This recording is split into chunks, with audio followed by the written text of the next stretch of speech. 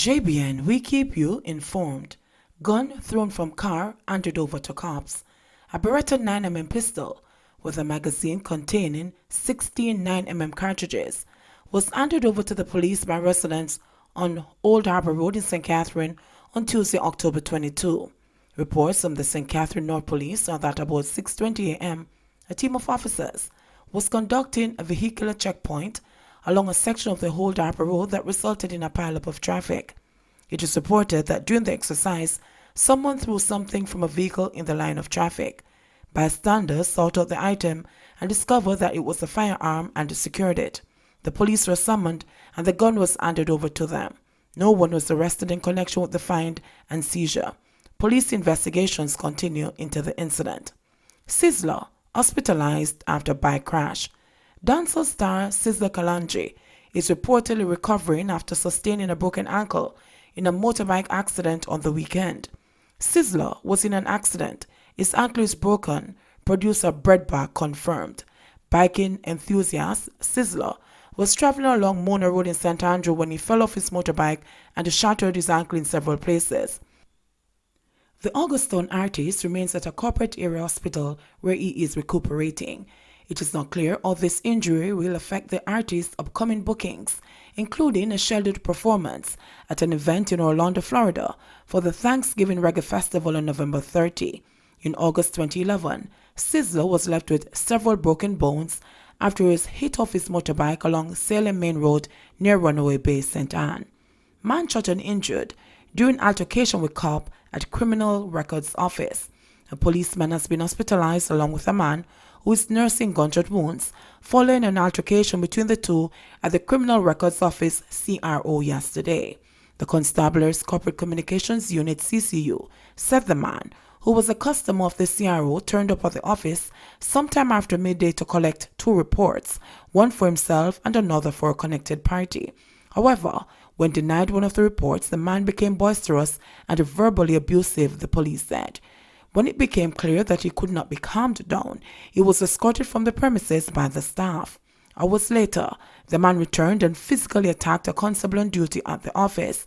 After being assaulted multiple times, the constable was forced to take evasive action, during which he fired one round from his service firearm, hitting his attacker, CCU reported. The man and the constable were taken to nearby hospitals where they are being treated for their injuries. The Independent Commission of Investigations, INDICOM, is probing the matter.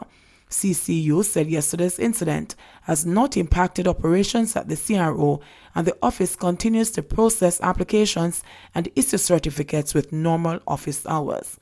Cops narrowly escaped gun attack on service vehicle in St. Andrew. The police are searching for a gunman who attacked and shot up a marked service vehicle with two officers inside on Kenhill Drive in Pembroke, St. Andrew.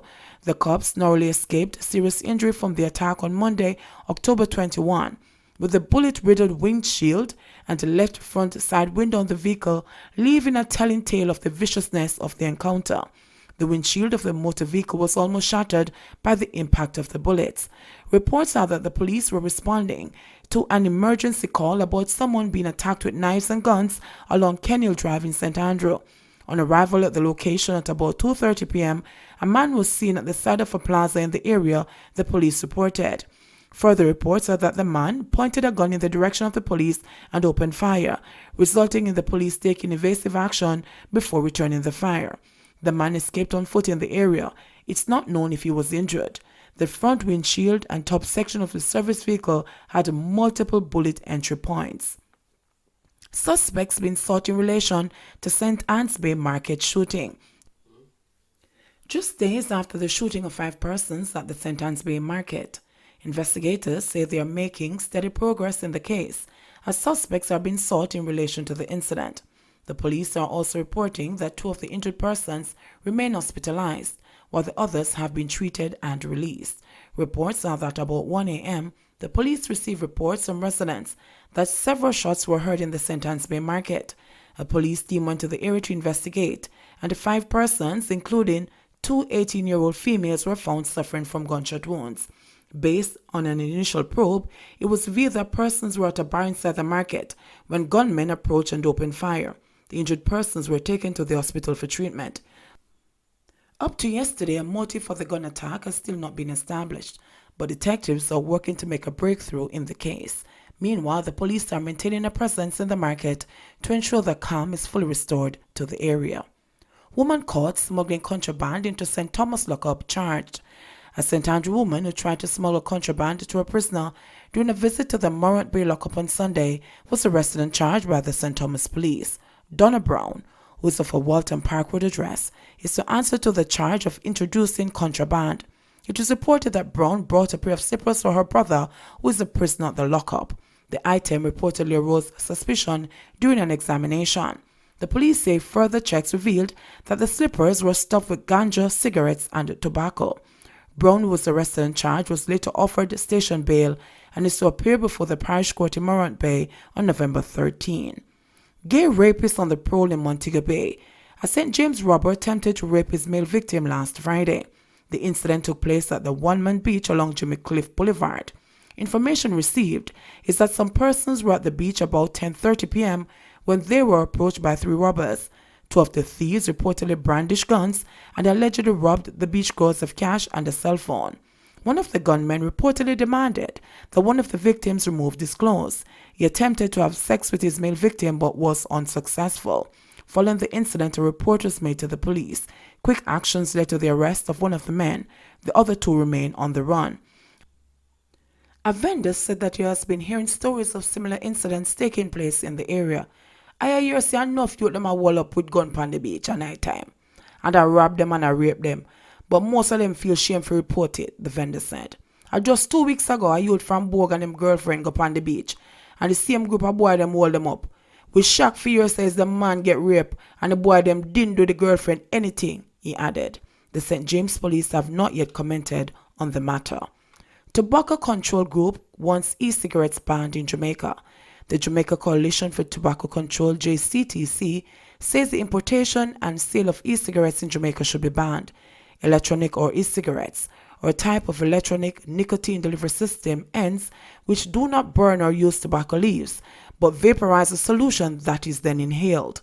But according to JCTC, e-cigarettes are not safe and may cause irreversible lung damage and lung disease.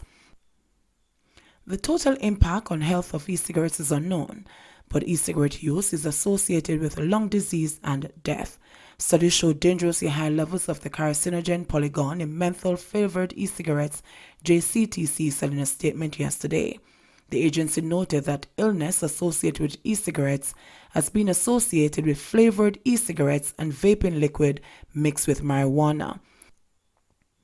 Second-hand exposure to vaping may also prove harmful, as vaping aerosol may contain flavorants, such as chemical diacetyl, which is linked to serious irreversible lung disease, the cancer-causing chemical formaldehyde, and ultrafine particles that can be inhaled deep into the lungs, JCTC said. In light of reported deaths and major lung diseases associated with the use of e-cigarettes, the JCTC believes that smokers will obtain the maximum health benefit by complete cessation of all tobacco and nicotine, the JCTC added. JSIF gives 2 garbage trucks costing $50 million to the NSWMA, the Jamaica Social Investment Fund JSIF, through its Integrated Community Development Project, ICDP, will this week hand over 2 garbage trucks to the National Solid Waste Management Authority, NSWMA. JSIF will also at the same time sign a contract for the construction of the Port Maria Fire Station, an advisor said. The truck, which cost over $50 million, are being gifted to the NSWMA through its ICDP, noting that the ICDP serves communities in the parishes of Kingston and St. Andrew, St. Catherine, Clarendon, St. Anne, St. James, and Westmoreland. The JSIF said the trucks are being expected to be deployed to communities within these parishes. Meanwhile, the contract signing for the construction of the state-of-the-art fire station in Port Maria, St. Mary, is under the JSIF implemented Disaster Vulnerability Reduction Project. JSIF noted that over $217 million will be used for the construction of the fire station, which is scheduled to be completed within 12 months and will house up to 80 firefighters and boast facilities that can be used for regional conferences and training sessions. JSIF said both projects are being funded through a loan from the World Bank.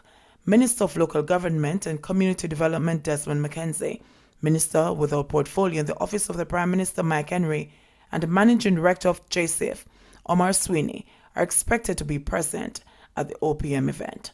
JBN, we keep you informed. Please remember to like, subscribe, share, leave us a comment, and click the notification bell to receive our daily news items.